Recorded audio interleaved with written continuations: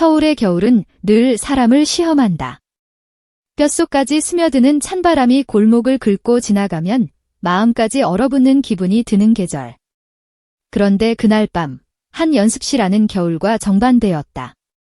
공기는 뜨겁게 끓었고, 숨은 거칠게 튀어나왔고, 바닥에는 땀이 떨어지는 소리가 들릴 것만 같았다.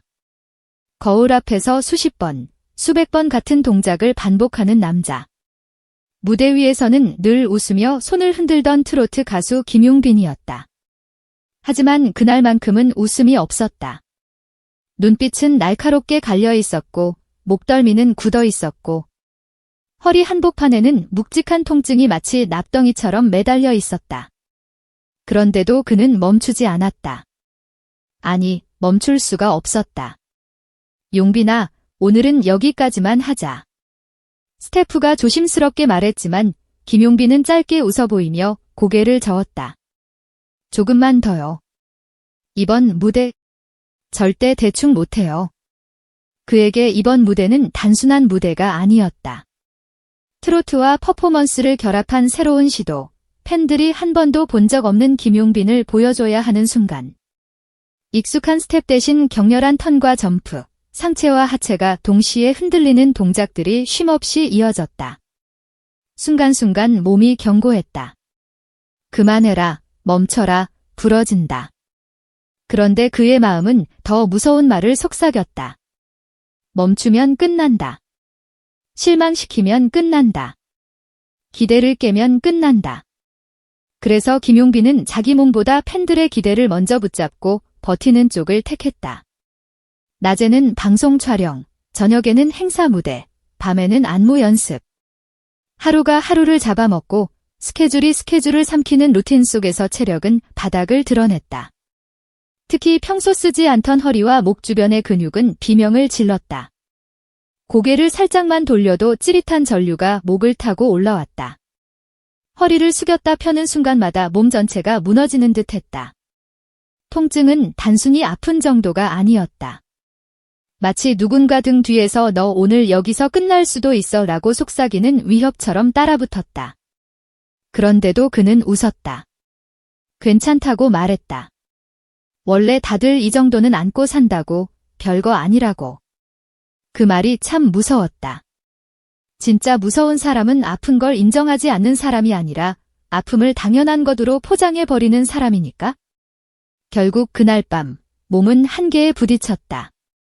스케줄을 마치고 돌아가야 할 곳은 숙소였지만 김용빈의 발걸음은 다른 곳으로 향했다. 팬들 사이에서 전설의 식탁이라고 불리던 곳, 바로 손비나의 집이었다. 손비나는 무대 위에서는 강렬한 에너지를 쏟아내는 사람인데 일상에서는 장난기 많은 동생 같은 사람이었다.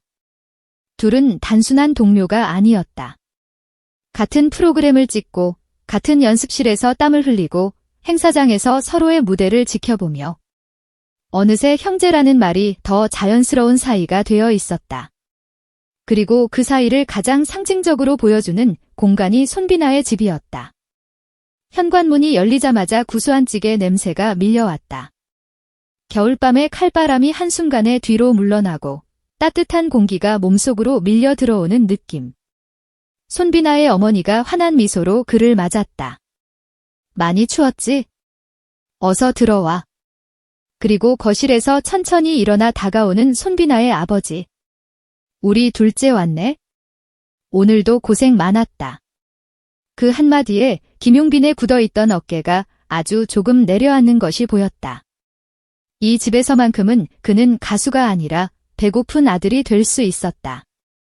웃어도 되는 사람이 될 수 있었다. 식탁에는 이미 반찬이 가득했다. 김이 모락모락 올라오는 생선, 정성 들인 나물, 따뜻한 국 많이 먹어라.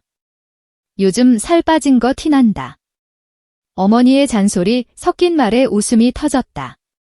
잠시 연습실의 긴장과 무대의 조명은 머릿속에서 지워지는 듯 했다. 그런데 웃음소리 사이사이 김용빈의 표정에는 미세한 균열이 있었다. 숟가락을 들 때마다 어깨가 굽고 자세를 고칠 때마다 얼굴이 잠깐 찌푸려졌다. 아주 짧은 순간이었지만 그 짧은 순간들이 모여 진짜를 드러냈다. 그걸 가장 먼저 알아챈 사람은 손비나의 아버지였다. 용빈아, 너 허리 안 좋지? 아무렇지 않은 듯 던진 질문이었지만 그 한마디는 정확히 심장을 찔렀다. 식탁 공기가 순간 무거워졌다. 김용빈은 괜찮다며 손사래를 쳤다. 아버님, 진짜 괜찮아요. 근데 오래 산 어른의 눈은 그런 가면을 그냥 두지 않았다. 거짓말하지 마라. 허리랑 목. 요즘 계속 아팠지? 얼굴이 다 말해준다. 그 말에 손비나도 숟가락을 멈췄다. 형, 진짜야. 연습할 때도 계속 허리 잡고 있더니. 결국 김용빈은 천천히 털어놓았다. 퍼포먼스 무대 준비, 하루 몇 시간씩 이어지는 안무, 잠들기 전마다 찾아오는 통증, 그리고 병원 갈 시간조차 없었던 현실. 웃으며 말했지만 그 웃음 뒤에 숨은 피로와 두려움이 식탁 위에 그대로 떨어졌다. 그때였다. 손비나의 아버지가 조용히 자리에서 일어났다. 아무 말 없이 방 안으로 들어가 문을 닫았다.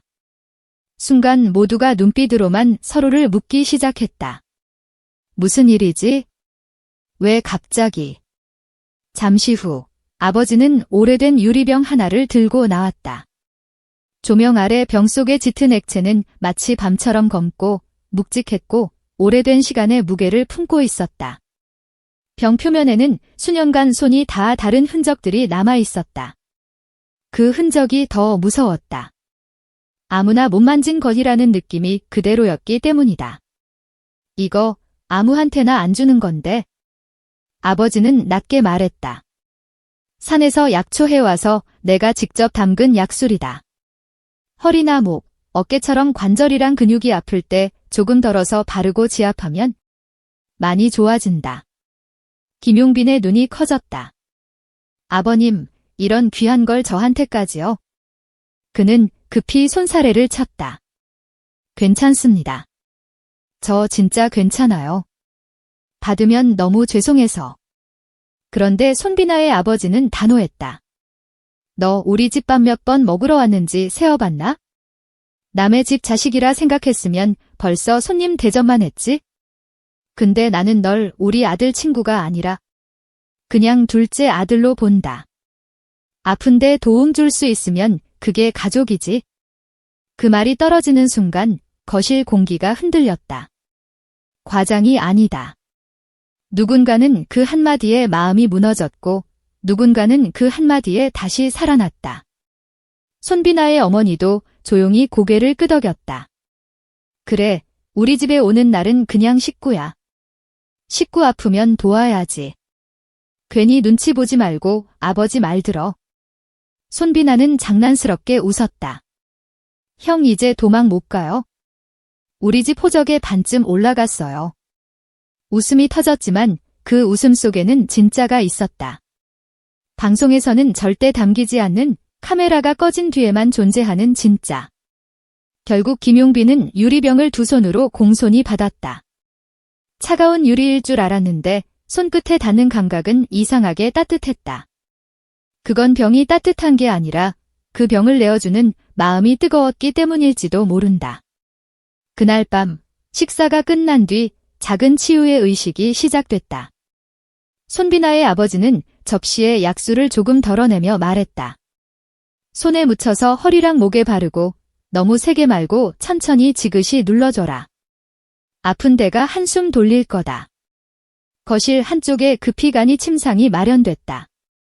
방송국 대기실도 고급 마사지숍도 아닌 따뜻한 조명이 내려앉은 거실 한가운데에서 사람을 살리는 손길이 시작된 것이다. 약술이 허리에 닿는 순간 코끝을 스치는 향은 익숙하면서도 낯설었다. 산에서 올라온 약초의 깊은 향, 오래 숙성된 술의 묵직한 향. 그 향이 김용빈의 기억을 건드렸다. 어린 시절 시골 할머니 집에서 맡았던 흙냄새, 나무 냄새, 겨울 난로의 온기. 손비나의 아버지는 조심스럽게 그의 허리와 목을 눌렀다. 여기 아프지? 이쪽 근육이 많이 뭉쳤다. 손끝이 닿는 곳마다 통증이 번쩍 올라왔지만 이상하게도 그 통증 끝에는 안도감이 따라왔다. 누군가 내 몸을 진짜로 걱정해주고 있다는 감각.